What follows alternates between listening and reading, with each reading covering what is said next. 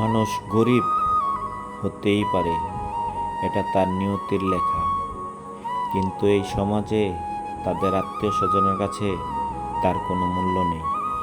কিন্তু যদি সে আবার